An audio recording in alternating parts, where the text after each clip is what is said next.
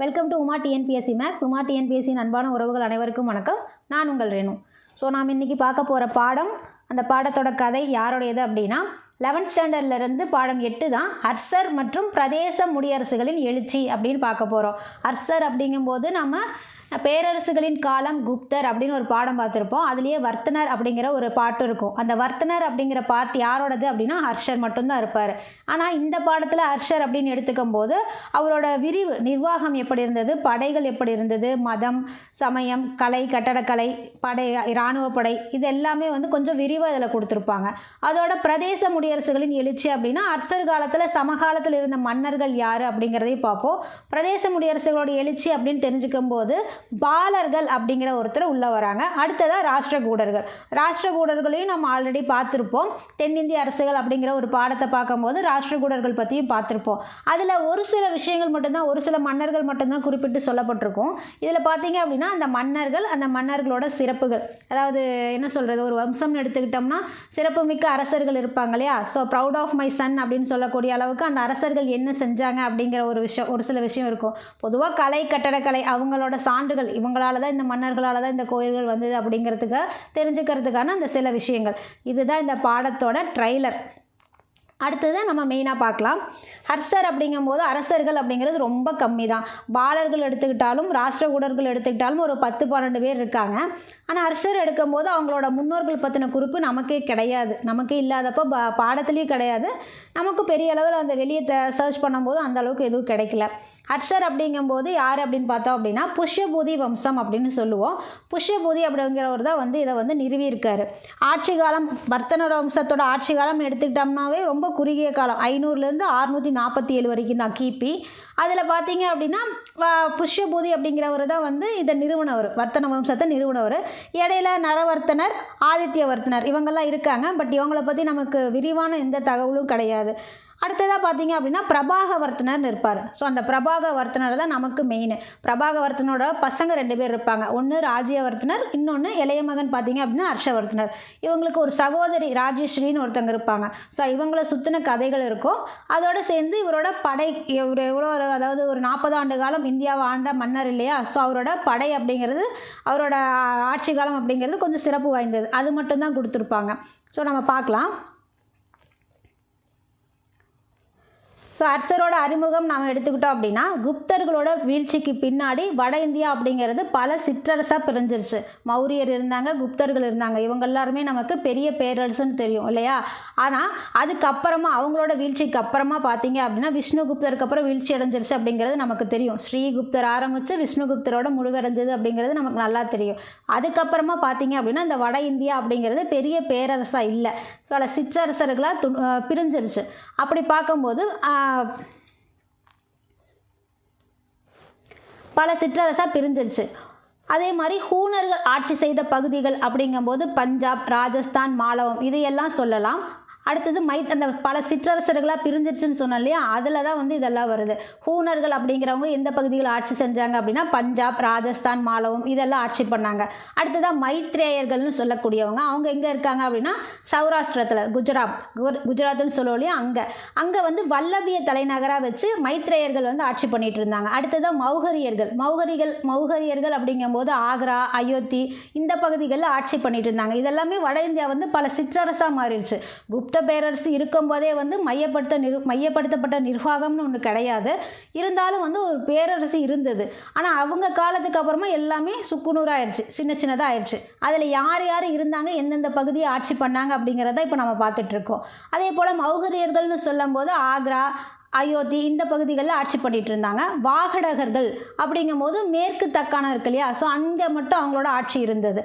அடுத்ததாக தான் நமக்கு வர்ஷர் வராரு. வர்ஷர் அப்படிங்கும்போது புஷ்யபூதிகள் அப்படிங்கும்போது சட்லஜ் மற்றும் யமுனை நதி இந்த இடத்துக்கு இடையில் தானேஸ்வரம் அப்படிங்கிற ஒரு பகுதியை தலைநகராக வச்சு புஷ்யபூதி வம்சத்தை ஆரம்பிக்கிறாரு புஷ்யபூதி அப்படிங்கிறவர். அடுத்து அதில் முக்கியமான அரசர்னு யாரை சொல்லுவோன்னா நம்ம ஹர்ஷரோட ஆட்சி காலத்தை தான் சொல்லுவோம். ஒரு கிட்டத்தட்ட 40 ஆண்டு காலம் ஆட்சி. அதனால் அவர் தான் சிறந்த அரசர்னு சொல்லக்கூடியவர். ஹர்ஷரோட ஆட்சி காலம் அப்படிங்கிறது 606 to 647 வரைக்கும் இருக்கும். ஸோ அரசர் பார்த்திங்க அப்படின்னா வட இந்தியாவை மீண்டுமே ஒருமைப்படுத்தியிருக்காரு அப்படிங்கிறத சொல்லியிருக்காங்க. குப்தர்களுக்கு இணையான பெரிய பேரரசை உருவாக்கிய கடைசி மன்னரும் இவர் தான் அப்படிங்கிறதையும் அரசரை பற்றி ஒரு சில குறிப்பிட்ட விஷயம்னு சொல்லலாம். அதோட சான்றுகள்னு நம்ம சொல்லணும். ஒரு அரசு இருக்குது அப்படின்னா அதுக்கு ஒரு சான்றுகள் இருக்கணும். இலக்கிய சான்றுகள் அப்படின்னு அரசரை பற்றி எடுத்துக்கிட்டோம் அப்படின்னா பாணர் தான். அவைக்கள புலவர் அப்படின்னு சொல்லக்கூடிய பாணர் தான். ஸோ பாணர் தான் எழுதுனது அரச சரிதம். அரசரும் வந்து நூல்கள் எழுதியிருக்காரு, பட் அரச சரிதம் கிடையாது. பாணர் எழுதுனது தான் அரச சரிதம். அதே மாதிரி யுவான் சுவாங் எழுதின சியூகி அப்படிங்கிற ஒரு நூல். இதெல்லாமே நமக்கு இந்த காலகட்டத்தோட இலக்கிய சான்றுகளாக நாம் எடுத்துக்கலாம். அடுத்ததாக நம்ம செப்பு பட்டயம் சொல்லணும், கல்வெட்டு சான்றுகள் சொல்லணும். இதுவும் சான்றுகள் தானே. அப்படி பார்க்கும்போது இவங்களை பற்றின குறிப்புகள் எதில் தெரிஞ்சுக்க முடியும் அப்படின்னா மதுபான் செப்பு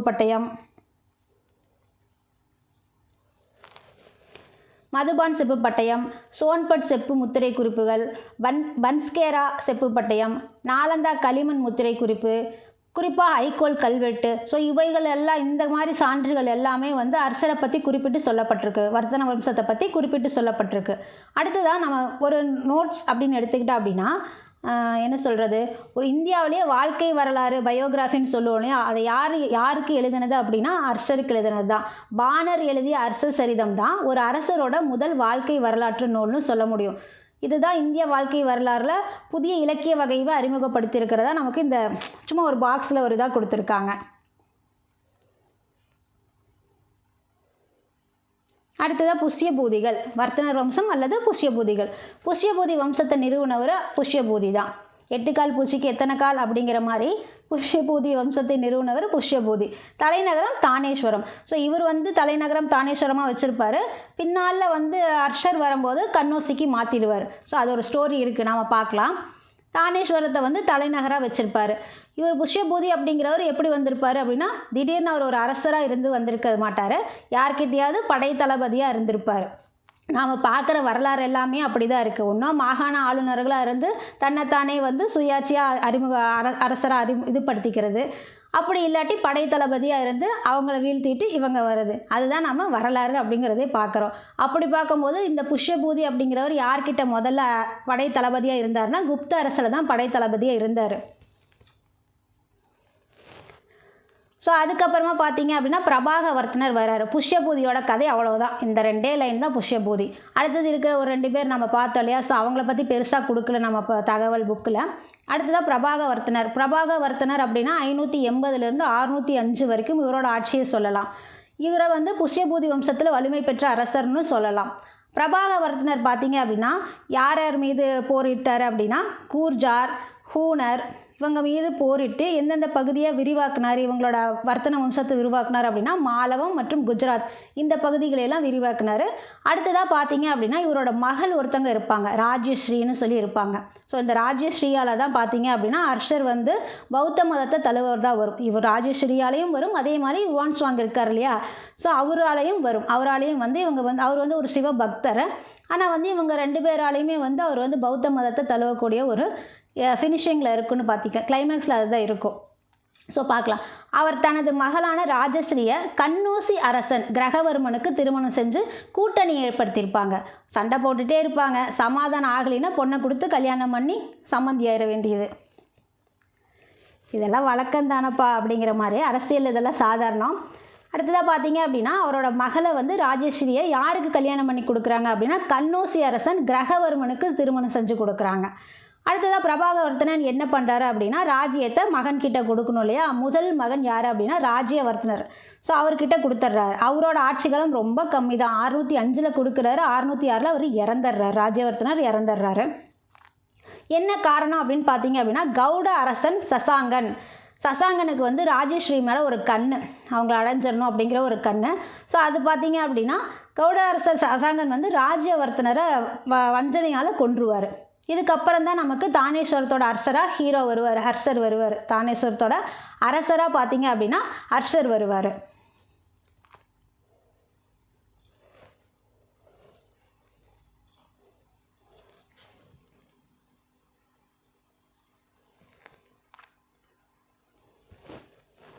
அரசர் பார்த்தீங்க அப்படின்னா அந்த அரசரோட பகுதிக்கும் பக்கத்தில் இருக்க அண்டை நாடுகள்லாம் இருக்கு இல்லையா, சிற்றரசுகள்லாம் இருக்கு இல்லையா, அது எல்லாத்தையும் போர் புரிஞ்சு இணைச்சு ஒரு பெரிய பேரரசை அவர் தான் உருவாக்குவார். அதுக்கப்புறமா தான் தலைநகரை தானேஸ்வரத்துலேருந்து கன்னௌசிக்கு மாற்றுவார். தானேஸ்வரம் வந்து வடமேற்கில் இருக்கிற தாக்குதலுக்கு ஆளாகக்கூடிய இடமாக இருந்ததுனால, கன்னௌசி அப்படிங்கிறது ஒரு செழிப்பான வேளாண் பகுதியாக இருந்ததுனால மாற்றிருக்கிறதா நமக்கு காரணம் சொல்லப்பட்டிருக்கு.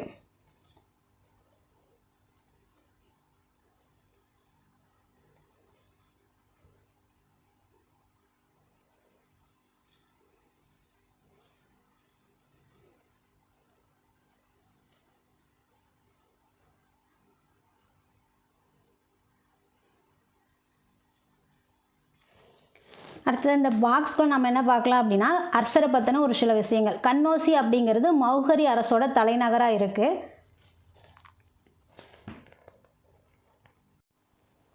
கன்னௌசியோட முக்கியமான ஆள்கள், அமைச்சர் அப்படின்னு சொல்லும்போது, அதாவது அமைச்சர்னு சொன்னால் போனி அப்படிங்கிறவர், அவரோட ஆலோசனைப்படி பார்த்தீங்க அப்படின்னா அந்த முக்கியமானவங்களாம் வந்து அரசரை அழைக்கிறாங்க. இந்த கன்னௌசிக்கு நீங்கள் வந்து தலைவராக இருக்கணும், அரசராக இருக்கணும் அப்படிங்கிற மாதிரி, நீங்களே இந்த பொறுப்பை ஏற்றுக்கணும் அப்படிங்கிற மாதிரியும்.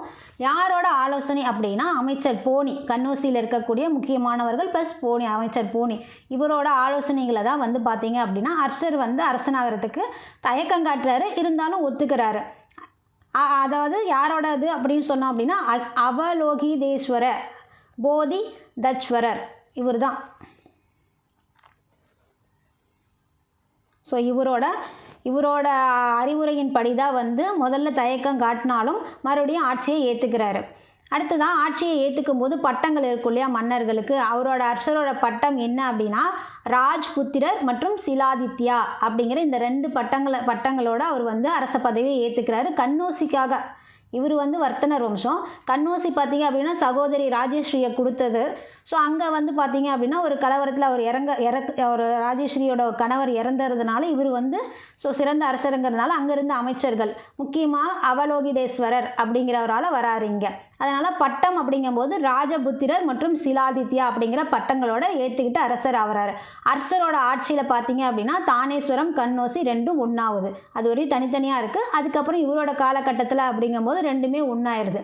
பின்னாடி தான் வந்து அரசர் வந்து தலைநகரை கன்னௌசிக்கு மாற்றிடுறாரு. தானேஸ்வரம் எதுக்கான காரணம் அப்படிங்கிறது இப்போ தான் பார்த்தோம். அடுத்ததான் அரசரோட படையெடுப்புகள் அப்படிங்கும்போது 606 அப்போ தான் வந்து இவர் ஆட்சி அமைக்கிறாரு.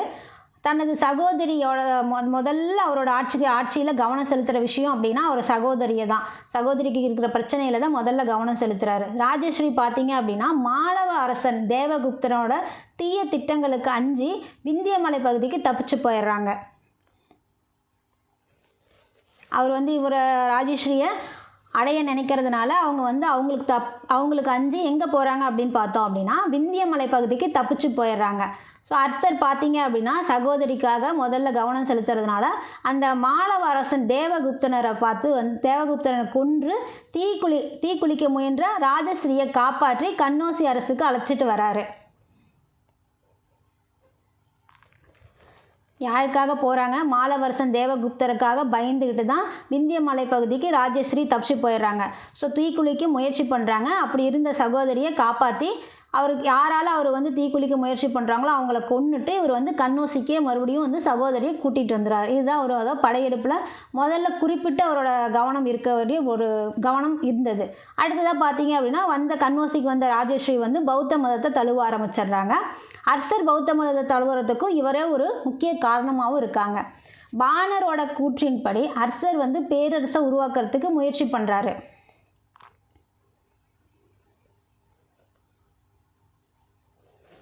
பாணர் அவைக்கள புலவர்னு பார்த்தோம் இல்லையா வர்த்தன அரசரோட வம்சத்தில். ஸோ அதில் பார்த்தீங்க அப்படின்னா பாணர் என்ன சொல்கிறாரு அப்படின்னா அரசர் வந்து ஒரு பேரரசை உருவாக்குறதுக்காக முயற்சி பண்ணிகிட்ருக்காரு.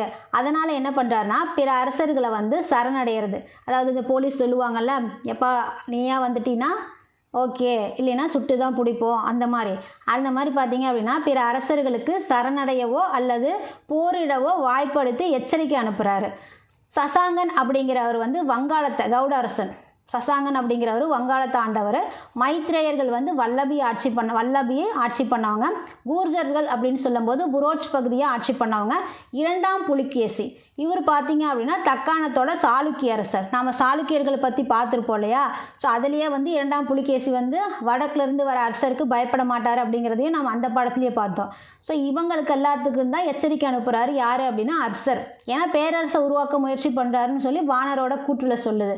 அதனால் இவங்களுக்கெல்லாம் வந்து ஒரு எச்சரிக்கை மணி அடிக்குது, டை டை அப்படின்னு. அடுத்ததாக மற்ற அரசர்கள், இவங்க இல்லாமல் மற்ற அரசர்கள் யார் அப்படின்னு பார்த்தோம் அப்படின்னா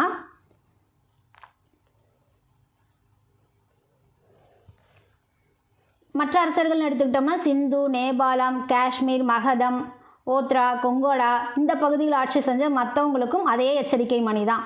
ஸோ அரசரோட உடனடி இலக்கு அப்படிங்கிறது சசாங்கனை பழிவாங்கிறது தான். யார் வங்காளத்தில் இருக்கிறார் இல்லையா கவுட அரசன், அவரை பழிவாங்கிறது அப்படிங்கிறது தான் உடனடி இலக்காக இருக்குது. ராஜேஸ்வரியை காப்பாற்றினதுக்கப்புறம் எச்சரிக்கை கொடுக்குறாரு.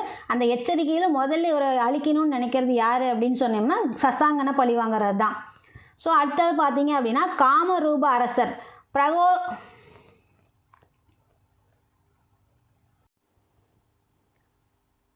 இவரோட பிரகயோதீஸ்வரர் அவரோட பார்த்தீங்க அப்படின்னா கூட்டணியை ஏற்படுத்திக்கிறாரு. முதல்ல அவரோட இலக்கு சசாங்கனை பழிவாங்கிறது, கவுட அரசன் வங்காளத்தில் இருக்கக்கூடியவர்.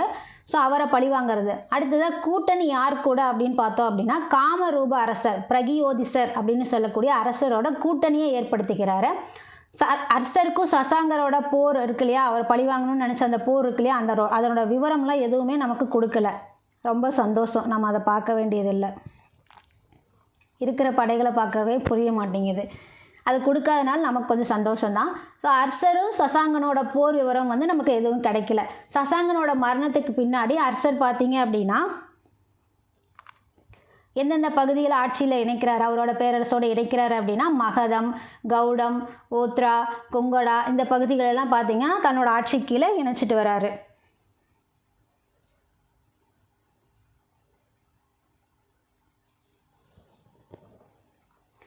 அடுத்தது அரசர் மற்றும் மைத்ரேயர்களுக்கு இடையில் ஆரம்பத்தில் பகைமை இருந்தது. அரசரோட மகளுக்கும் துருவப்பட்டருக்கும் நடந்த திருமண உறவு மூலயமா அந்த பகைமை வந்து ஓரளவுக்கு முடிவுக்கு வந்துருச்சு. அதாவது ஒத்துழைக்கல அப்படிங்கும்போது பொண்ணை கொடுத்து சமாதானம் பண்ணிட்டாங்க. யாரோட நடக்குது அப்படின்னா மைத்ரேயர்கள் இருந்தாங்க இல்லையா, அந்த மைத்ரேயர்களுக்கு தான் வந்து அரசரோட மகளை திருமணம் பண்ணி கொடுக்குறாரு. பேர் என்னன்னு பார்த்தோம் அப்படின்னா துருவப்பட்டர்.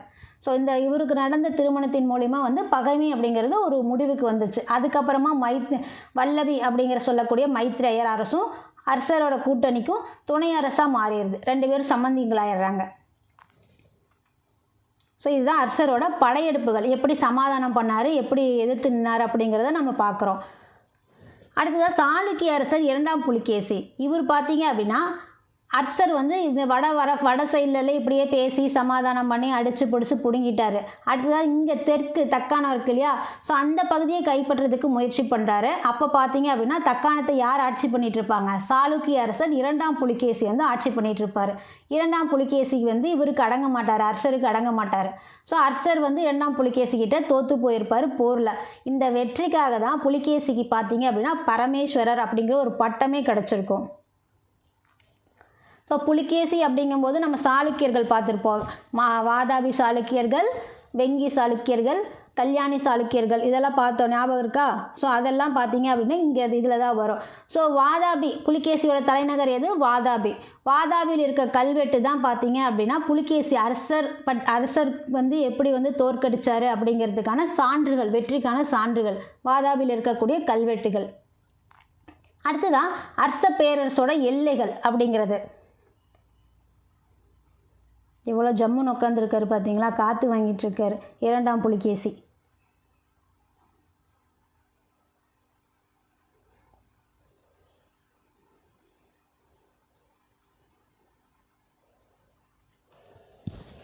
எல்லைகள் அப்படின்னு எடுத்துக்கிட்டோன்னா அரசரோட ஆட்சி காலம் 42 ஆண்டுகள் ஆட்சி செஞ்சுருக்காரு.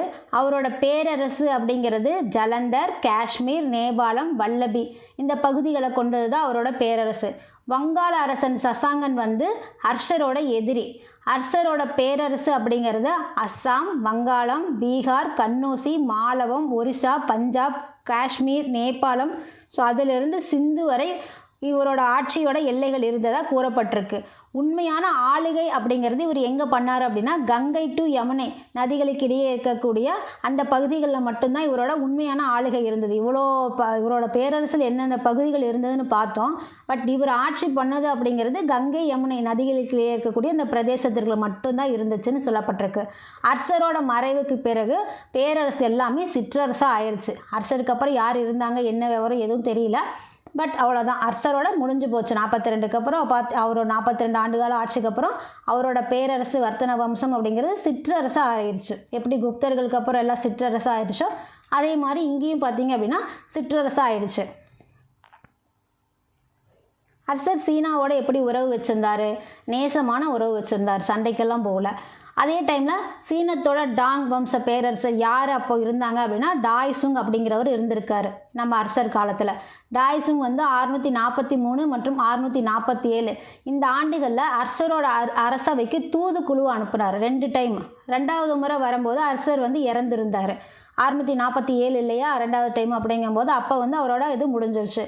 2ஆம் புலிகேசி தான் கொன்னுட்டார். ஸோ அவர் இறந்துட்டார். ஸோ அர்சருக்கு பிறகு அங்கே யார் ஆட்சி பண்ணாங்க அப்படின்னா தகுதியற்ற நபர்கள் தான் ஆட்சி பண்ணியிருக்காங்க. ஸோ இது வந்து அங்கே வந்த தூதுக்குழுவுக்கு பிடிக்கல. அதனால் சீன தூதர் வந்து அந்த அரசனை அகற்றுறதுக்காக நேபாளத்துலேயும் அஸ்ஸாம்லேயும் படை திரட்டுறாரு.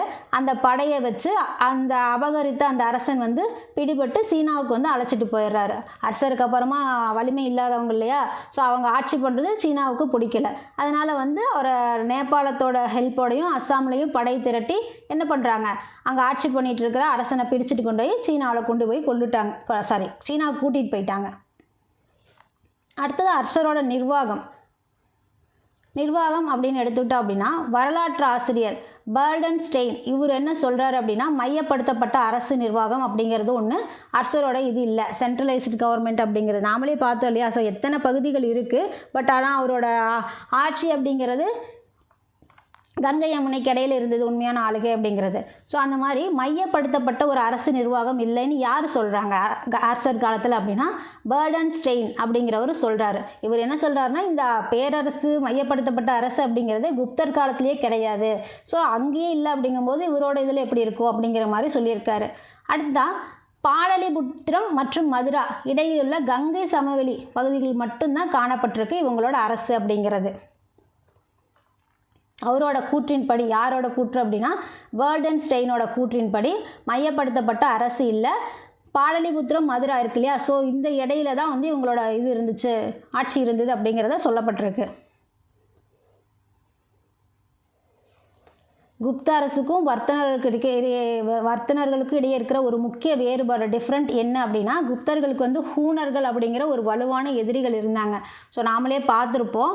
அதை வந்து ஸ்கந்தகுப்தர் வந்து ஒரு டைம் ஓயாமல் வந்துகிட்டே இருப்பாங்க. ஸ்கந்தகுப்தர் வந்து ஒரு டைம் என்னமோ வின் பண்ணியிருப்பார். அப்புறம் அரசு கஜானாலாம் காலியாக இருப்போம் அப்படிங்கிறத நம்ம குப்தர்கள் காலத்திலே பார்த்துருப்போம். ஸோ அப்படி இருக்கும்போது அந்தளவுக்கு வலுவான அரசர்கள் வந்து குப்தர்களுக்கு இருந்தாங்க. பட் அர்சருக்கு அந்த அளவுக்குலாம் எதிரியெல்லாம் கிடையாது அப்படின்னு சொல்கிறாங்க. அதே போல் இந்த காலகட்டத்தில் அப்படிங்கும்போது செப்பு பட்டயம் 632 செப்பு பட்டயம் 2 வந்து பிராமணர்களுக்கு நிலம் கொடையாக அளிக்கப்பட்டதை வந்து குறிப்பிடப்பட்டிருக்கு.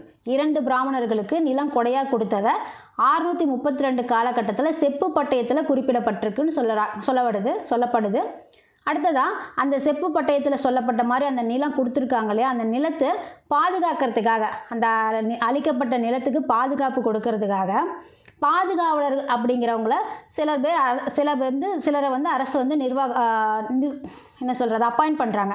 அப்பாயிண்ட் பண்ணும்போது அவங்களோட பதவிக்குன்னு சில பேர் இருக்குது. அந்த பேர் என்ன அப்படின்னா அந்த இனாமாக கொடுக்கக்கூடிய அந்த நிலத்தை வந்து அவங்க மிஸ்யூஸ் பண்ணிடக்கூடாது அப்படிங்கிறதுக்காக அதை பாதுகாக்கிறதுக்கு ஒரு அதிகாரி, அந்த அதிகாரிக்கு ஒரு பேர். ஸோ அந்த பேரை தான் இப்போ நம்ம தெரிஞ்சுக்க போகிறோம். யார் அப்படின்னா மகாசமந்தர்கள். ஸோ இவங்க வந்து மகாசமந்தர்கள் அப்படிங்கிறவங்க வந்து அரசருக்கு ரொம்ப க்ளோஸ் ஆனவங்க தான். என்னதான் க்ளோஸ் ஃப்ரெண்டாக இருந்தாலும் கீழே தான் வச்சுருப்பார், கீழ்நிலையில் தான் வச்சுருப்பாருன்னு சொல்லப்பட்டிருக்கு. அதே போல் இவங்க மகாசமந்தர்களுக்கு அப்படி ஒரு என்ன சொல்கிறது ஒரு வரலாறு. அடுத்ததாக மகாராஜாக்கள்னு ஒருத்தவங்க இருக்காங்க. அந்த நிலத்தை பாதுகாக்க அந்த அதிகாரிகளோட பெயர் மகாராஜாக்கள்னு இருக்குது. அவங்க பார்த்தீங்க அப்படின்னா அர்சருக்கு கப்பம் கட்டிட்டு சுயாட்சியாக இருந்தக்கூடிய சிற்றரசர்கள்னு சொல்லலாம். இது தவிர சில பேரும் இருக்காங்க. ஸோ இவங்க 2 பேரை தான் நமக்கு மென்ஷன் பண்ணி சொல்லியிருக்காங்க. அடுத்தது அரசரோட அமைச்சரவை. அரசரோட அமைச்சரவை அப்படிங்கும்போது குப்தர்கள் காலம் மாதிரி தான் இருந்தது. ஏன்னா அங்கே படைத்தளபதியாக இருந்து ஆரம்பித்தவங்க தானே. ஸோ அப்படி இருக்கும்போது அந்த ஒரு என்ன சொல்கிறது, ஒரு தாக்கம் இருக்க தானே செய்யும். அரசோட அமைச்சரவை அமைப்பு அப்படிங்கிறது குப்தர்கள் காலத்தை ஒத்து தான் இருந்தது. அடுத்ததாக அமைச்சரவை அப்படிங்கும்போது பேரரசரோட கடமைகள் என்ன அப்படிங்கிறத அவங்களுக்கு நிறைவேற்றுறதுக்கு உதவி செய்யக்கூடிய ஒரு டீம் தான். அரசரை தேர்ந்தெடுக்கிறதுலையும் அயலுறவு கொள்கைகளை வகுக்கிறதுலையும் இந்த அமைச்சரவை அப்படிங்கிறது ஒரு முக்கிய பங்கு அவங்களுக்கு இருக்குது. அடுத்ததாக அமைச்சர்கள் அப்படிங்கும்போது முதன்மை அமைச்சர் தான் வந்து மிக முக்கியமானவர்கள் அப்படின்னு பார்க்கப்படுது. இந்த முக்கிய நிர்வாக அதிகாரிகள் அப்படிங்கிறவங்க யார்? அவந்தி, இவர் என்ன பண்ணுவார்? இந்த அதிகாரி அயலுறவு மற்றும் போர் விவகாரங்களுக்கான அமைச்சராக இருந்தார். சிம்மானந்தா அப்படிங்கிறவர் படை தளபதியாக இருக்கார். ஸோ இதெல்லாம் நமக்கு எப்படி கண்டிப்பாக பொறுத்துகளை கேட்டுருவாங்க. சிம்மானந்தா அப்படிங்கிறவர் படை தளபதியாக இருந்தார். குந்தலா அப்படிங்கிறவர் குதிரைப்படை தலைவராக இருக்கார். ஸ்கந்தகுப்தர் அப்படிங்கிறது யானைப்படை தலைவர். திர்கத் வஜர் அப்படிங்கிறவர் அரச தூதுவர்கள். பானு அப்படிங்கிறது ஆவண பதிவாளர்கள். மகாபிரதிகரர் அப்படிங்கிறது அரண்மனை காவலர்களோட தலைவர். அடுத்தது சர்வகதர், இவங்க வந்து உளவுத்துறை அதிகாரி. ஸோ இவங்கெல்லாம் நமக்கு யார்? முக்கிய நிர்வாக அதிகாரிகள். அடுத்ததாக வருவாய் நிர்வாகம் அப்படிங்கிறது எப்படி இருந்துச்சு? ஒரு அரசுக்கு வருவாய் இல்லையா, எப்படியும் வரி செலுத்தணும். ஸோ என்ன மாதிரி இருக்கும் அப்படின்னா அரசரோட ஆட்சியில் 3 வகையான வரிகள் வசூலிக்கப்பட்டிருக்கு. நம்ம குப்தர்களுக்கு நிறையா பார்த்தோம், ஒரு அட்டவணையே பார்த்துருப்போம். பரவாயில்ல, இதில் 3 தான் இருக்குது. பாகா, ஹிரண்யா, பலி. ஸோ இந்த 3 வகையான வரிகள் தான் வந்து அரசரோட ஆட்சியில் வசூலிக்கப்பட்ட வரிகள்னு சொல்லலாம். இந்த பாகா அப்படிங்கிறது நிலவரி, அதாவது அந்த விளைச்சலில் கிடைக்கக்கூடிய விளைச்சலில் 1/6 பங்கு அரசுக்கு கொடுக்கறது தான் இந்த பாகா அப்படிங்கிறது. அடுத்ததான் ஹிரண்யா அப்படிங்கிறது விவசாயிகளும் வணிகர்களும் பணமாக செலுத்தக்கூடிய அந்த வரி, அது ஹிரண்யான்னு சொல்லப்படுது. பலி அப்படிங்கிறதுக்கு தெளிவான குறிப்புகள் எதுவும் கிடைக்கல. அதே போல் வரி 3 இருக்குது இல்லையா, அரசோட நிலம் வந்து 4 பாகங்களாக பிரிக்கப்பட்டிருக்கு. வரி 3, நிலம் 4. பாகம் 1 அப்படிங்கிறது அரசு விவகாரங்களை நடைமுறைப்படுத்துவதற்கானது. பாகம் 2 அப்படிங்கிறது இந்த அமைச்சர்கள், அரசு அதிகாரிகள், இவங்களுக்கெல்லாம் ஊதியம் வழங்கக்கூடிய நிலமாக இருக்குது. அடுத்ததாக பாகம் 3 அப்படிங்கும்போது அறிவில் சிறந்தவர்களுக்கு வெகுமதி அளிப்பதற்கான நிலமாக இருந்திருக்கு. பாகம் 4 அப்படிங்கும்போது மத நிறுவனங்களோட அறச்செயல்கள் இருக்கு இல்லையா, அந்த அறச்செயல்களுக்காக அளிக்கக்கூடிய நிலமாக இருந்திருக்கு. ஸோ இதுதான் வரி 3ஆகவும் அரசோட நிலம் 4ஆகவும் அரசரோட வருவாய் நிர்வாகத்தில் குறிப்பிடப்பட்டிருக்கு. அரசரோட நீதி நிர்வாகம் எப்படி இருந்தது? அடுத்தது நீதி நிர்வாகம்னு எடுத்துட்டோம் அப்படின்னா அரசரோட காலத்தில் குற்றவியல் சட்டங்கள் பார்த்தீங்க அப்படின்னா குப்தர் காலத்தை விட கடுமையாக இருந்தது. ஸோ 2 பேருமே பார்த்தீங்க அப்படின்னா மரண தண்டனையெல்லாம் எதுவுமே விதிக்கலை. அதை நம்ம அதுலேயும் பார்த்துருப்போம், இதுலேயும் அதே தான். மரண தண்டனையிலே யாருக்கும் விதிக்கலை. பட் அதுக்கு பதிலாக கை எடுக்கிறது, கால் எடுக்கிறதுன்னு அந்த குற்றத்துக்கு தகுந்த மாதிரி அந்த கூடுதல் குறைச்சலாக வந்து கொடுப்பாங்க. அதில் குற்றவியல் சட்டங்கள் அப்படிங்கிறது நமக்கு அரசர் காலத்தில் வந்து குப்தர் காலத்தை விட கடுமையாக இருந்ததாக சொல்லப்பட்டிருக்கு. ஸோ என்ன சொல்கிறது, இந்த குற்றங்களை நீதி வழங்குறதுக்காக நியமிக்கப்படுறாங்க இல்லையா, அந்த சட்டங்களை விசாரித்து நீதி வழங்குறதுக்கு நியமிக்கப்படுறாங்க இல்லையா, அவங்க பேர் மீமா சகர்கள். மீம்ஸ் போடுறவங்க அவங்க தான்.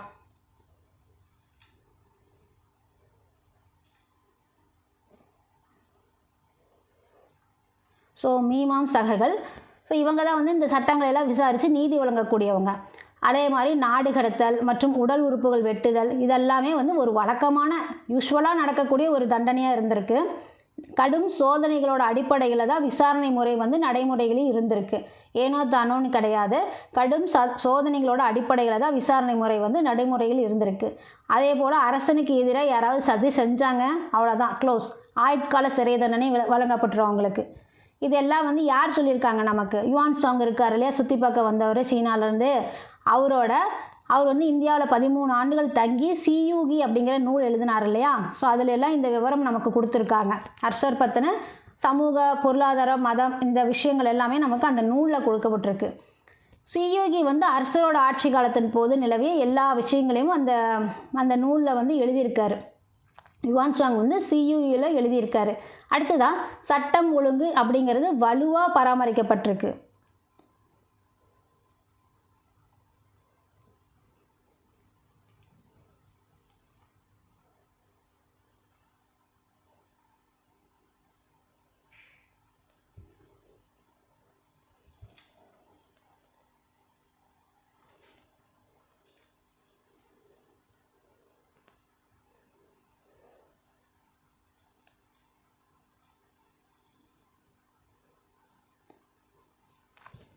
நாடு முழுவதும் பார்த்தீங்க அப்படின்னா சட்டம் ஒழுங்கு அப்படிங்கிறது வலுவாக பராமரிக்கப்பட்டிருக்குது. மரண தண்டனை மட்டும் தவிர்க்கப்பட்டிருக்கு. சமூக ஒழுக்கத்தை மீறவர்களுக்கு உடல் தண்டனையும் வழங்கப்பட்டிருக்கு. அதே போல் அர்சர் பார்த்தீங்க அப்படின்னா இந்த மக்களோட நேரடியாக தொடர்பு கொள்றதுக்கு அடிக்கடி பயணங்கள் மேற்கொண்டிருக்காரு. இந்த பழைய காலத்து படங்கள்ல எல்லாம் இந்த அரசர்கள் பார்த்தீங்கன்னா அந்த நைட் டைமில் கிளம்பி மாறுவேட போட்டி மாதிரி மாறுவேட கிளம்புற மாதிரி மாறுவேட ட்ரெஸ் போட்டுட்டு அங்கே ஊருக்குள்ளே என்ன நடக்குது ஏது நடக்குதுன்னு கள நிலவரத்தை தெரிஞ்சுக்குவாங்க இல்லையா. ஸோ அந்த ஒரு ஆப்ஷன் வந்து அர்ஷர்கிட்டயே இருந்திருக்கு. அர்ஷர் வந்து அதை யூஸ் பண்ணியிருக்காருன்னு சொல்ல வரேன். அர்சர் வந்து மக்களோட நேரடியாக தொடர்பு கொள்றதுக்காக அடிக்கடி பயணங்கள் மேற்கொண்டார். சிற்றரசர்களும் தன்னை சந்திக்கக்கூடிய வகையில் கண்காணிப்பு முறை இருந்திருக்கு. அவருக்கு கீழே இருக்க சிற்றரசர்கள் தன்னை எதுவும் செஞ்சுருக்கக்கூடாதுன்னு அவங்களையும் ஒரு வாட்ச் பண்ணிகிட்டே இருந்திருக்கார் அப்படியே. ஸோ கேமரா 4 பக்கம் வச்சுருந்துருக்கார் அவரை தலையை சுற்றி. அடுத்ததாக அர்சரோட படை நிர்வாகம். இப்போ பார்த்தது என்ன? நீதி நிர்வாகம். அடுத்தது வருவாய் நிர்வாகம் பார்த்தோம், நீதி நிர்வாகம் பார்த்தோம், இப்போ படை நிர்வாகம்.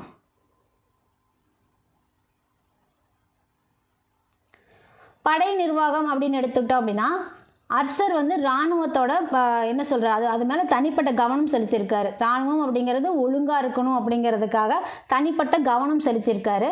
அவரது சேனை அப்படிங்கும்போது யானைப்படை, குதிரைப்படை, காலாட்படை இந்த மாதிரி 3 பிரிவுகள் இருந்துச்சு. யானை, குதிரை, காலாட்படை. இது இவங்களோட படைகளில் இருந்தது 3 படை பிரிவுகள். வரியும் 3 தான், படையும் 3 தான், நிலம் மட்டும்தான் 4. ஸோ குதிரைகளெல்லாம் இறக்குமதி செய்யப்பட்டிருக்கு அர்சரோட காலத்தில். அந்த மாதிரி அதில் இருக்கக்கூடிய அந்த சாதாரண படை வீரர்கள் இருக்காங்களே அவங்கள என்னென்னு சொல்லுவாங்க அப்படின்னா அந்த இராணுவத்தோட சாதாரண படை வீரர்களை சட்டார், பட்டார் அப்படின்னு சொல்லுவாங்க. இடிக்கிற மாதிரி இருக்குது, சாரி நான் அப்படி இதுக்காக சொன்னேன். சாடர், பாடர் அப்படின்னு சொல்லப்பட்டிருக்காங்க இந்த சாதாரண படை வீரர்கள் அப்படிங்கிறவங்க. அதே போல் குதிரைப்படை அதிகாரிகளோட பெயர் என்னென்னா பிரகதீஸ்வரர். தஞ்சை பிரகதீஸ்வரர் கோயில் மாதிரி இந்த குதிரைப்படை அதிகாரிகளோட பெயர் பார்த்திங்க அப்படின்னா பிரகதீஸ்வரர்னு சொல்லப்பட்டிருக்கு. அதே போல் காலாட்படை அதிகாரிகள் இருக்காங்களே அவங்களோட பேர் என்ன அப்படின்னா பாலாதி கிருதர் அல்லது மகாபாலாதி கிருதர் அப்படிங்கிறது தான் அவங்களோட காலாட்படை அதிகாரிகளோட பெயர். ஸோ இந்த பேரெல்லாம் கூப்பிட்டு அவங்களுக்கு ஆர்டர் சொல்லங்காட்டியும் அவ்வளோதாங்க. பாலாதி கிருதர் இங்கே வா அப்படின்னு சொல்லி ஒரு ஆர்டர் சொல்லங்காட்டியும் பாலாதி கிருதர்கிட்ட அந்த டீம் கிட்ட போய் சொல்லு, இந்த விஷயத்த சொல்லு அப்படிங்கிற மாதிரி. ஓகே, அடுத்துதான் யுவான் சுவாங்கின் குறிப்பின்படி அர்சரோட சேனை அப்படிங்கிறது 4 பிரிவுகளாக அமைஞ்சிருக்கிறது. ஒவ்வொரு பிரிவும் பார்த்தீங்க அப்படின்னா பலம், ஆள் சேர்ப்பு முறை, ஊதியம் ஆகியவை பற்றிய விவரங்களும் பதிவில் இருக்குது அப்படின்னு சொல்லப்பட்டிருக்கு. இது யுவான் சுவாங்கோட கூற்றின்படி சொல்லப்பட்டிருக்கு. ஸோ அடுத்தது பேரரசோட பிரிவுகள் அப்படிங்கிற நிர்வாக பிரிவுகள் தான். எப்படி மாகாணமாக பிரிகிறது, புக்திகளாக பிரிகிறது, விஷயங்களாக பிரிகிறது அப்படின்னு நம்ம இதுக்கு முன்னாடியெல்லாம் பார்த்தோம். அதே மாதிரி தான் இந்த பேரரசும் நிர்வாக பிரிவுகள் இருக்குது. அர்சரோட பேரரசு பல மாகாணங்களாக பிரிக்கப்பட்டிருக்கு. ஆனால் எத்தனை மாகாணம்னு தெரியாது. ஒவ்வொரு மாகாணமும் பார்த்தீங்க அப்படின்னா புக்தி அப்படின்னு சொல்லி பிரிக்கப்பட்டிருக்கு. அந்த புக்திகள் அப்படிங்கிறது விஷயா, அதாவது மாவட்டம்னு சொல்லலாம். மாநிலம், மாவட்டம் இருக்கு இல்லையா. புக்தி அப்படிங்கிறது நம்ம மாநிலம்னு வச்சுக்கலாம், விஷயா அப்படிங்கிறது மாவட்டம்னு வச்சுக்கலாம். இந்த புக்திகள்லாம் பார்த்தீங்க அப்படின்னா விஷயா அப்படிங்கிற மாதிரி பிரிக்கப்பட்டிருக்கு. இந்த விஷயாக்கள் பார்த்தீங்க அப்படின்னா பாதகா அப்படின்னு பிரிக்கப்பட்டிருக்கு. பாதகாக்கள் தான் வந்து பல கிராமங்களாக பிரிக்கப்பட்டிருக்கு.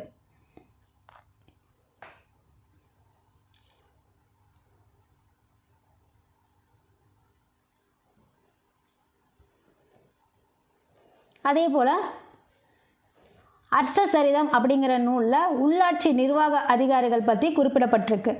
எதில் உள்ளாட்சி நிர்வாக அதிகாரிகள் குறிப்பிடப்பட்டிருக்கு அப்படின்னா அர்சசரிதம் அப்படிங்கிற நூலில். இது பானர் எழுதினது அப்படிங்கிறத நம்ம பார்த்தோம். ஸோ அதில் அர்சரோட வாழ்க்கை வரலாறு, அந்த வாழ்க்கை வரலாறில் வந்து உள்ளாட்சி நிர்வாக அதிகாரிகள் பற்றியும் குறிப்பிடப்பட்டிருக்கு. குறிப்பிடப்பட்ட பதவிகள் அப்படிங்கிறது போகபதி, ஆயுக்தா, பிரதிபாலகா, அதை புருஷான்னு சொல்லுவோம். ஸோ இதெல்லாம் பார்த்தீங்க அப்படின்னா இவங்களை பற்றி குறிப்பிடப்பட்ட பதவிகள் பற்றியும் அதில் சொல்லியிருக்கு. ஆனால் இவங்களுக்கான கடமைகள் என்ன அப்படின்னு சொல்லலாம், அந்த பதவிகள் என்னன்னு தான் சொல்லியிருக்காங்க.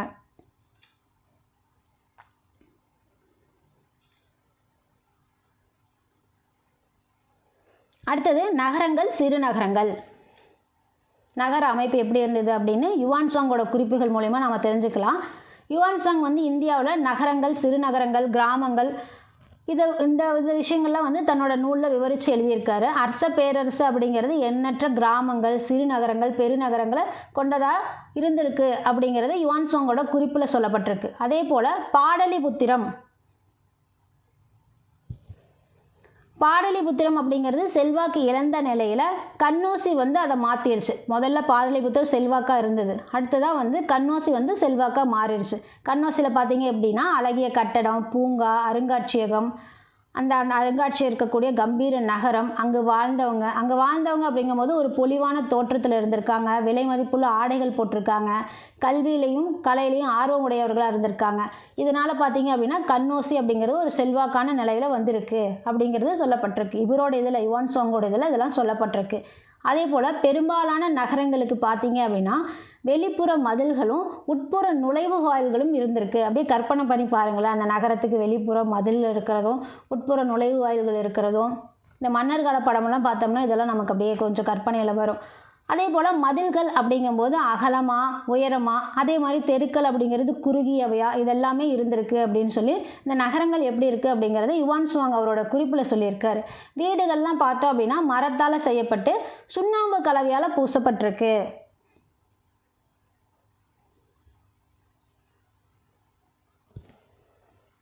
சுண்ணாம்பு கலவையால் பூசப்பட்டிருக்குன்னு சொல்லப்பட்டிருக்கு. அதே மாதிரி அந்த வீடெல்லாம் இருக்கு இல்லையா, அந்த வீடெல்லாம் பார்த்திங்க அப்படின்னா தரைகளில் வந்து இந்த பசுமாட்டு சாணத்தை போட்டு மூழ்கி சுத்தம் பண்ணியிருக்காங்க. பெரிய சத்திரங்கள், பொது கட்டடங்கள், பௌத்த மடாலயங்கள், விகாரைகள் இதெல்லாம் இருந்திருக்கு அப்படின்னு அந்த நகரங்களில் இருந்திருக்கு. அதே போல் அந்த இதெல்லாம் பார்த்திங்க அப்படின்னா சுட்ட செங்கல், சிவப்பு மணற்கற்கள், சலவைக்கல் இதெல்லாம் வச்சு தான் இந்த பொது கட்டடங்கள்லாம் கட்டப்பட்டிருக்குன்னு சொல்லப்பட்டிருக்கு. வீடு பார்த்திங்க அப்படின்னா இந்த மரத்தாலான வீடு அப்படின்னு பார்த்தோம், சுண்ணாம்பு கலவையால் பூசப்பட்டிருக்குன்னு பார்த்தோம். அதே போல் பெரிய சத்திரம், பொது கட்டடம், பௌத்த மடாலயம் இதெல்லாம் பார்த்திங்க அப்படின்னா சுட்ட செங்கல், சிவப்பு மணற்கல், சலவைக்கல் இதெல்லாம் வச்சு கட்டியிருக்காங்க. அதே போல் அரசர் பார்த்திங்க அப்படின்னா கங்கை ஆற்றோட கரையில் பல விகாரைகளையும் மடாலயங்கள், ஸ்தூபிகள் இது எல்லாத்தையும் கட்டினதாகவும் அரசரோட குறிப்பில் இதில் யுவான் சாங்கோட குறிப்பில் சொல்லப்பட்டிருக்கு.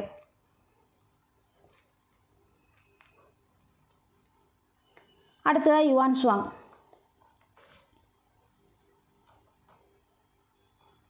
அதுபோக அரசர் பார்த்தீங்க அப்படின்னா பயணிகள், நோய்வாய்ப்பட்டோர், ஏழைகள் இவங்களோட நலனுக்காக தர்ம நிறுவனங்களை அமைச்சிருக்காரு. அதே போல் சத்திரங்கள் மற்றும் மருத்துவமனைகளையும் கட்டியிருக்காரு. சிறு நகரங்களில் கூட பார்த்தீங்க அப்படின்னா அது சிறு நகரமாக இருந்தால் கூட அவர் வந்து அந்த தானம் பண்ணுறதெல்லாம் இருந்திருக்கு. என்ன பண்ணியிருக்காரு அப்படின்னா இலவச மருத்துவமனைகள், தர்மசாலைகள் இது எல்லாமே இருந்திருக்கு. இந்த நகரங்கள்னு பார்க்குறோம் இல்லையா, ஸோ அதில் பார்த்தீங்க அப்படின்னா இந்த சிறு நகரத்துகளை கூட இலவச மருத்துவமனைகள், தர்மசாலைகளில் கட்டியிருக்காரு. அதே போல் பயணிகளாகட்டும், வெளியாள்களாகட்டும் இலவசமாக தங்கி சிகிச்சை பெற அளவுக்கு அந்த அமைப்பு இருந்திருக்கு.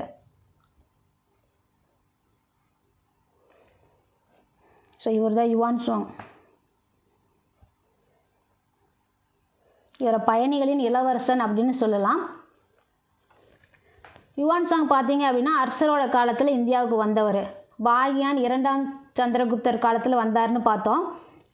அதே போல் இங்கே பார்த்தீங்க அப்படின்னா அரசரோட ஆட்சி காலத்தில் இந்தியாவுக்கு வந்திருக்கார். யார் அப்படின்னா யுவான் சாங் தான். இவர் வந்து 612 பிறந்தவர். 20 வயது அப்படின்னு இருக்கும்போதே துறவரத்தை எடுத்துட்டார். வேறு வாழ்க்கையே வேண்டாண்டா அப்படின்னு தான், வேறு ஒன்றும் இல்லை. ஸோ துறவரத்தை எடுத்துட்டார் 20 வயசுலேயே. ஏன்னா அவர் வந்து ஊராக சுற்றிட்டு இருக்காரு, பயணிகளின் இளவரசன்னு. கல்யாணம் குடும்பம் ஆச்சுன்னா எப்படி கூட்டத்தோடய சுற்றுறது, அதுக்காக தான் அவர் துறவரம் மூண்டுட்டார். ஸோ இந்தியாவில் இருக்கும்போது வட இந்தியா மற்றும் தென்னிந்தியா புனித தலங்களை பார்வையிடுறாரு. அதே போல் நாலந்தா பல்கலைக்கழகம் இருக்கும் இல்லையா, ஸோ அதில் வந்து கல்வியும் கற்றார் இவர் தான். யுவான் சாங் வந்து புத்த மதத்தில் ஆழ்ந்த அறிவு, பக்தி இதெல்லாமே அவருக்கு இருக்குது. ஸோ இந்த பக்தி, ஆழ்ந்த அறிவெல்லாம் பார்த்துட்டு அரசர் பாராட்டுறாரு, சூப்பர் வெரி குட் அப்படிங்கிறாரு. அதே போல் இந்தியாவிலிருந்து 150 புத்தரோட நினைவு பொருள்கள், அது தங்கம், வெள்ளி, சந்தனம் இந்த மாதிரி ஆகியவற்றான சிலைகள் மற்றும் 657 தொகுதிகள் கொண்ட கையெழுத்து பிரதிகள் இது எல்லாத்தையுமே வந்து யுவான் சாங் வந்து திரும்பி ரிட்டன் போகும்போது இந்தியாவிலேருந்து எடுத்துகிட்டு போன ஒரு இதாக இருக்குது, குறிப்புகளாக இருக்குது அவரோட இதில். ஸோ வந்தவர் பார்த்திங்களா, அந்த பெரிய பேக் ஒன்று வச்சுருக்காரு பார்த்திங்களா, இதில் தான் வந்து இத்தனையும் எடுத்துகிட்டு போயிருக்காரு.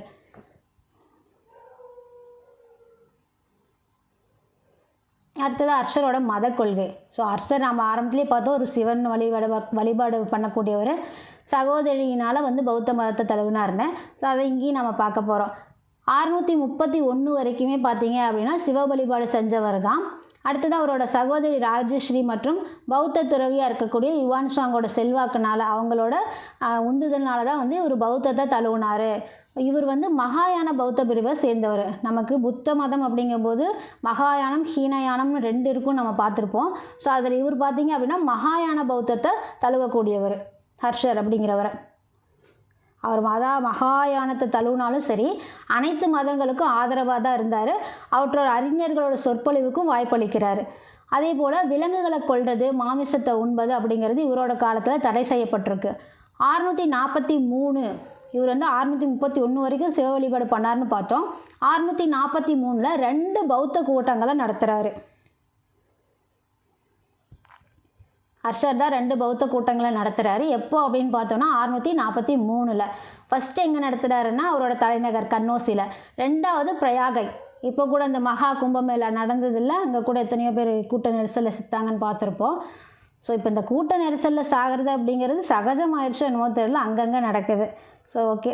அடுத்தது பார்த்திங்க அப்படின்னா இந்த பிரயாகையிலையும் வந்து நமக்கு வந்து இந்த கூட்டம் நடந்திருக்கு, பௌத்த கூட்டம் அப்படிங்கிறது நடந்திருக்கு. மொத்தமாக இவரோட காலத்தில் 2 பௌத்த கூட்டம், ஒன்று அவரோட தலைநகர்லேயும் நடத்தியிருக்காரு, இன்னொன்று வந்து பிரயாகையில் நடத்தியிருக்காரு. இந்த கன்னோசி கூட்டத்தில் பார்த்தீங்க அப்படின்னா காமரூப அரசனாக இருக்கக்கூடிய பாஸ்கரவர்மன் உள்பட 20 அரசர்கள் பங்கேற்றிருக்காங்க. ஸோ பௌத்தம், சமணம், வேதம் சார்ந்த அறிஞர்களும் வந்து பலரும் இதில் கலந்துட்டாங்க. 20 அரசர்கள் ப்ளஸ் காமரூப அரசன், இது எல்லாருமே பார்த்தீங்க அப்படின்னா கன்னோசி கூட்டத்தில் கலந்துக்கிட்டாங்க. ஸோ தங்க புத்தர் சிலை மடாலயத்தில் நிறுவப்பட்டிருக்கு. அதே போல் 3 அடி உயர புத்தர் சிலை வந்து ஊர்வலமான எடுத்து செல்லப்பட்டிருக்கு. இதெல்லாமே இவரோட பௌத்த கூட்டங்களில் நடந்த விஷயங்கள். அந்த ஊர்வலத்தில் அர்ஷரும் பாஸ்கரவர்மனும் பங்கேற்றுக்கிட்டாங்க. அடுத்ததான் பிரயாகையில் நடந்த பௌத்த மத கூட்டம். இப்போ கன்னோசி பார்த்துட்டோம். அடுத்ததாக பிரயாகையில் நடக்குது இல்லையா, அங்கே பார்த்தோம் அப்படின்னா அர்ஷர் வந்து மகாமோட்ச பரிஷத் அப்படின்னு சொல்லக்கூடிய பௌத்த மத கூட்டத்தை பிரயாகையில் நடத்துகிறாரு. இந்த கூட்டம் அப்படிங்கிறது 5 ஆண்டுகளுக்கு ஒரு முறை நடைபெறக்கூடிய ஒரு கூட்டம். அர்ஷரோட தனது செல்வாக்கை பயன்படுத்தி அர்ஷர் பார்த்திங்கன்னா தனது செல்வத்தை, அவர் சம்பாதிச்சு வச்ச அந்த காசு, பணம் எல்லாத்தையும் பார்த்தீங்க அப்படின்னா பௌத்தர்கள், வேத அறிஞர்கள், ஏழைகள் ஆகியோருக்கு பகிர்ந்தளிக்கிறாரு, சமமாக தான் கொடுக்குறாரு. ஏன்னா இவர் சிவ வழிபாடும் பண்ணிட்டாரு, தங்கச்சியால் பௌத்தருக்கும் மாறிட்டார். இருந்தாலும் பார்த்தீங்க அப்படிங்கும்போது கொடுக்கறத சமமாக தான் கொடுத்துருக்காரு. கூட்டம் ஒரு 4 நாளைக்கு நடக்குது, 5 வருஷத்துக்கு ஒருக்கா நடக்குது. பட் அந்த கூட்டம் அப்படிங்கிறது ஒரு 4 நாளைக்கு 4 நாள் நடக்குது. அந்த 4 நாள்லுமே பார்த்தீங்க அப்படின்னா புத்த துறவிகளுக்கு பரிசுகள் வழங்குறாரு. அதே போல் யுவான் சாங் பார்த்தீங்க அப்படின்னா பௌத்த மத கொள்கைகளை இந்து சமூகத்தில் ஆழமாக ஊடுருவி இருக்குது. இந்த பௌத்த மதம் அப்படிங்கிறது இந்து சமூகத்தில் ஆழமாக ஊடுருவி இருக்குது அப்படிங்கிறதையும் யுவான் சாங் வந்து பதிவு செஞ்சுருக்காரு.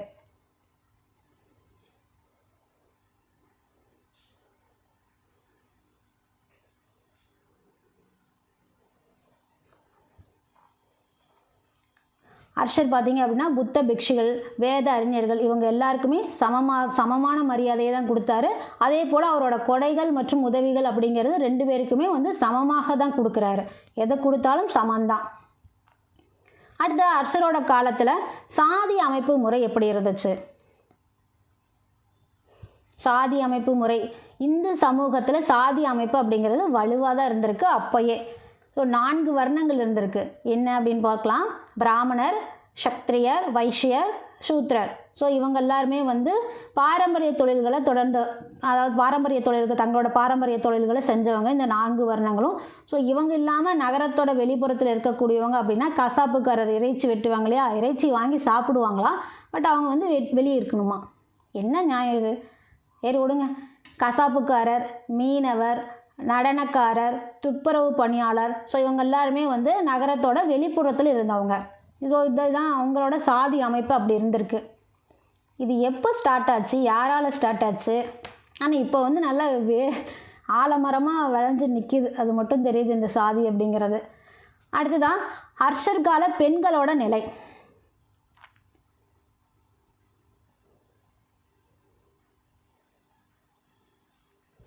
பெண்களோட நிலை எப்படி இருந்தது? சாதி பார்த்தாச்சு. பெண்கள் அப்படிங்கும்போது யுவான்சாங் தன்னோட குறிப்புகளில் அந்த காலத்தோட பெண்களோட நிலையை விளக்கி சொல்லியிருக்காரு. பெண்கள் வந்து முகத்திரை அணிகிற வழக்கம் இருந்துச்சு, ஆனால் உயர் வர்க்க பெண்களுக்கு அது கிடையாது அப்படின்னும், அதே போல் அர்ஷரோட சகோதரி இது சொல்கிறதுனால உயர் வர்க்க பெண்கள் வந்து முகத்திரை அணியலைன்னு யுவான்சாங் எதுக்கு சொல்கிறாருன்னா, அர்ஷரோட சகோதரி வந்து ராஜேஸ்வரி வந்து அந்த முகத்திரை அணியலை அப்படிங்கிறத சொல்கிறதுக்காக இந்த உயர் வர்க்க பெண்கள் முகத்திரை அணியலைன்னு சொல்லப்பட்டிருக்கு. அதே போல் உடன்கட்டை சதி வழக்கம் அந்த காலத்தில் இருந்துச்சு. நமக்கு குப்தர் காலத்துலேயும் இருந்துச்சுன்னு பார்த்தோம். ஸோ அர்ஷர் காலத்துலேயும் அது வந்து இருந்திருக்கு, உடன்கட்டை ஏறுறதுன்னு. எப்படி அப்படின்னா அதுக்கு ஒரு இதை சொல்லியிருக்காங்க. எடுத்துக்காட்டு யாரை சொல்லியிருக்காங்க அப்படின்னா, அர்ஷரோட தந்தை பிரபாகவர்த்தனர் இருக்கார் இல்லையா, ஸோ அவரோட மனைவி யசோமதி தேவி. அப்போ என்ன தெரியுது இதிலேருந்து, இது அர்ஷரோட அம்மா இல்லையா? சரி, ஓகே, அந்த ஆராய்ச்சி நமக்கு எதுக்கு. ஸோ தந்தை பிரபாகவர்த்தனோட மனைவி யசோமதி தேவி அவங்க வந்து தனது கணவர் இறந்ததுக்கு அப்புறமா உடன்கட்டை ஏறி அவங்களோட உயிரை மாச்சிக்கிறாங்க. ஸோ அதனால் நமக்கு என்ன தெரியுது, அர்ஷரோட காலத்துலேயும் உடன்கட்டை வழக்கம் இருந்திருக்குன்னு தெரியுது. உணவு பழக்கங்கள் அப்படின்னா யுவான்சாங்கோட குறிப்புப்படி இந்தியர்கள் வந்து பெரும்பாலும் மரக்கறி உணவு எடுத்துக்கிட்டாங்க. வெங்காயம் பூண்டு கூட சமையலில் சேர்த்துக்கிறது அரிது அப்படின்னு சொல்லியிருக்காங்க. சர்க்கரை, பால், நெய், அரிசி இதெல்லாமே வந்து பொதுவாக உணவில் இருந்திருக்கு. சில நேரத்தில் மீன் மற்றும் ஆட்டு இறைச்சி அப்படிங்கிறது உணவாக எடுத்துக்கொள்ளப்பட்டிருக்கு. இந்த மாட்டு இறைச்சி மற்றும் பிற விலங்குகளோட இறைச்சி இதெல்லாமே வந்து அர்ஷரோட காலத்தில் தடை செய்யப்பட்டிருக்கு. மீன் சாப்பிட்டுக்கலாம், ஆடு சாப்பிட்டுக்கலாம், ஒன்றும் பிரச்சனை இல்லை.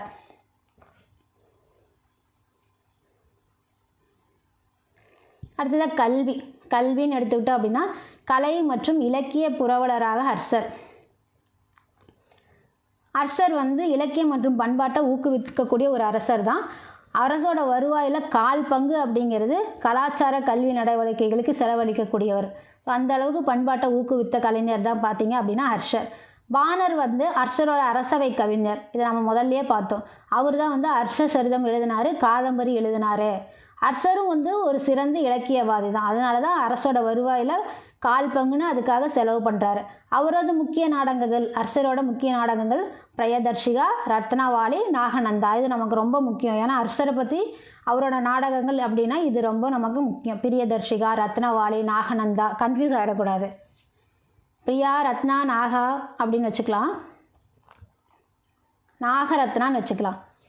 நாகரத்ன பிரியா ஒரே பேரா. அர்ஷர் வந்து கல்விக்கும் தாராளமாக கொடையளித்தவர்.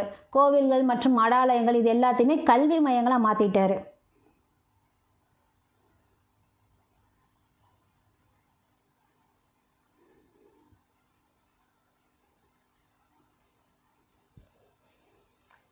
அப்படி கல்வி மையங்களாக மாற்றினது அந்த முக்கிய கல்வி மையங்கள் என்ன அப்படின்னா கன்னோசி, கயா, ஜலந்தர், மணிப்பூர் இது எல்லாமே வந்து முக்கிய கல்வி மையங்கள்னு சொல்லலாம்.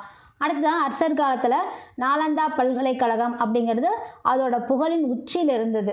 குப்தர்கள் காலத்தில் இருந்தது, கட்டப்பட்டது 1ஆம் குமாரகுப்தர் அப்படின்னு நினைக்கிறேன். ஸோ அவங்களோட காலகட்டத்தில் கட்டப்பட்டது. ஸோ அவங்களுக்கு அப்புறமா அர்ஷர் அதை எடுத்து நடத்தினார். அது வந்து அவரோட காலகட்டத்தில் புகழோட உச்சியில் இருந்தது. அர்ஷர் காலத்தில் நாலந்தா பல்கலைக்கழகம் அப்படின்னு சொல்லப்பட்டிருக்கு.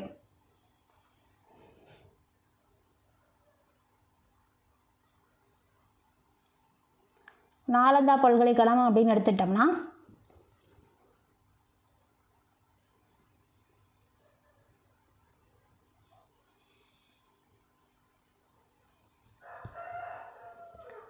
அர்ஷரோட மறைவுக்கு பின்னாடி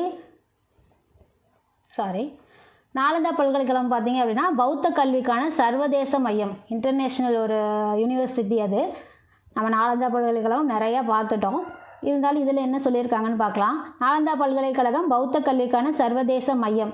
இதோட புகழ் அப்படிங்கிறது யுவான்சாங் வந்து இவரே அங்கே படித்தவர் தானே. ஸோ அதோட நூலில் பதிவு பண்ணியிருக்காரு. இதெல்லாம் எவ்வளோ புகழ் பெற்றது அப்படின்னு பதிவு பண்ணியிருக்காரு. அதே போல் சைனா, ஜப்பான், மங்கோலியா, இலங்கை, திபெத் மற்றும் மத்திய மற்றும் தென்கிழக்கு ஆசிய நாடுகள் இங்கே எல்லா பக்கத்துலேருந்து மாணவர்கள் வந்து இங்கே படிச்சிருக்காங்க இந்த நாலந்தா பல்கலைக்கழகத்தில். கடைசியாக பக்தியார் கில்ஜி வந்து இதை வந்து ஒரு வழி பண்ணிட்டார்.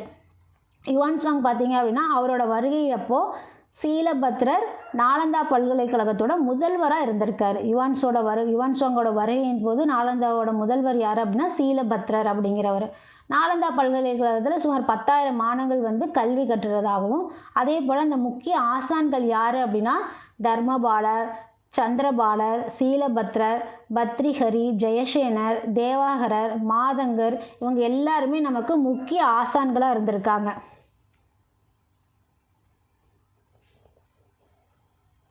இது அரசோட ஆதரவு பெற்று கல்வி மையம்தான். அடுத்ததான் நம்ம பார்க்க போகிறது யார் அப்படின்னா, நம்ம ஃபுல்லாக இப்போ அரசரை பற்றி முழுசாக பார்த்துட்டோம். அடுத்ததாக யாரை பார்க்கலாம் அப்படின்னா, பாலர்கள் பற்றி தான் பார்க்க போகிறோம். ஸோ இதில் ஒரு 10-12 அரசர்கள் இருப்பாங்க. பாலர்கள்னு எடுத்துக்கிட்டோம் அப்படின்னா அந்த அரசர்களுக்கான முக்கியமான சிறப்பான விஷயங்கள் இது மட்டும் பார்த்தா போதும்.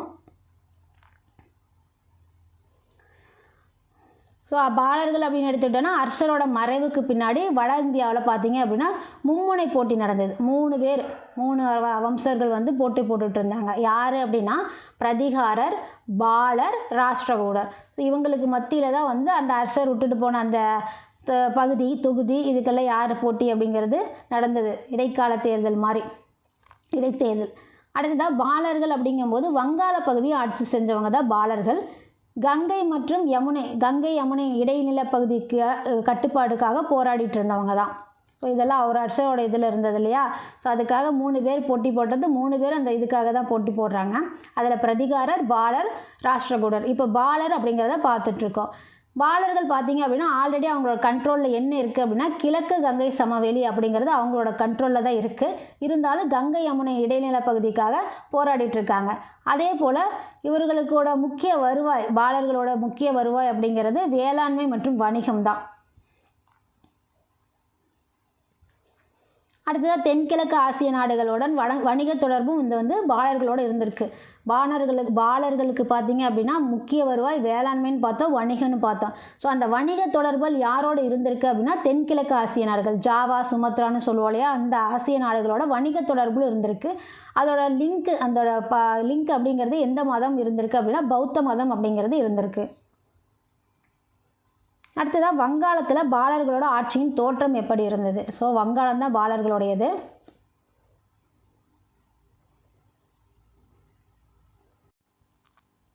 ஸோ அடுத்ததாக நம்ம பார்க்க போகிறது பாலர்களும் ராஷ்டிரகூடர்களும் பார்க்க போகிறோம். ஸோ நான் பாலர்களையும் ராஷ்டிரகூடர்களையும் நெக்ஸ்ட்டு வீடியோவில் பார்க்கலாம். நம்ம இது வரைக்கும் அரசரை பற்றின முழு விவரத்தையும் பார்த்துருப்போம். அரச வம்சத்தை பற்றியும் அவரோட ஆட்சி நிர்வாகத்தை பற்றியும் அவங்களோட சமகாலத்தவர்கள் பற்றியும் யுவான் சுவாங்கோட குறிப்புகள், நாலந்தா பல்கலைக்கழகம், இது எல்லாமே நம்ம கொஞ்சம் விரிவாகவே பார்த்துருப்போம். ஸோ வீடியோ பிடிச்சிருந்தால் லைக் பண்ணுங்கள், ஷேர் பண்ணுங்கள், கமெண்ட் பண்ணுங்கள். மறக்காமல் நம்ம சேனலை சப்ஸ்கிரைப் பண்ணிக்கோங்க. நெக்ஸ்ட் வீடியோவில் சந்திக்கிறேன். நன்றி.